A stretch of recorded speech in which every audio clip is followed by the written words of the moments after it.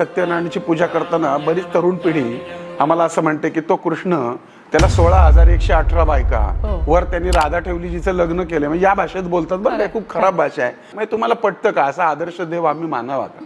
पण मुळामध्ये आम्हाला कृष्ण समजला नाही, आम्हाला गणपती समजला नाही, आम्हाला विष्णू समजला नाही, आम्हाला त्याचे अवतारच समजले नाही. तर 16,118 बायका म्हणजे काय हो? आता तुम्ही मेडिकल फील्डमध्ये आहात, आयुर्वेदामध्ये ज्या नाड्या आहेत त्या तेवढ्या सांगितल्या गेल्या आणि त्यातून एक रक्ताची धारा धारा धारा धारा राधा वाहते आणि त्या धारेला तो कृष्ण आकृष्ट होतो. कृष्ण म्हणजे हृदय आणि 16,118 म्हणजे नाड्या, राधा म्हणजे रक्ताची धारा. तो कृष्ण तुमच्यात पण आहे, तो कृष्ण माझ्यात पण आहे. मला सांगा, युगे 28 विटेवरी उभा करकटावरी ठेवून या. मग तो युगे 28 तो पलंगावर का उभा नाही, तो खुर्चीवर का उभा नाही, तो विटेवरच का उभा? कारण त्याच्यातनं हेच सांगितलंय की तुमच्या प्रत्येक घराच्या विटेवरती हा पांडुरंग उभा आहे.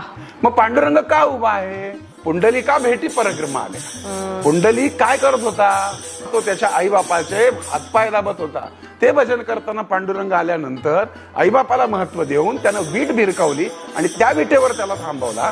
जोपर्यंत तुमच्या या भारत देशामध्ये किंवा जगामध्ये आईबापांची सेवा घडेल तोपर्यंत तो पांडुरंग त्या विटेवरच उभा राहील. आणि म्हणून तुमच्या घरात जर तुमच्या आई वडिलांची सेवा झाली तर तुमच्या घरातल्या प्रत्येक विटेवर पांडुरंग उभा आहे. त्यासाठी तुम्हाला पंढरपूरला जायचीच गरज नाही.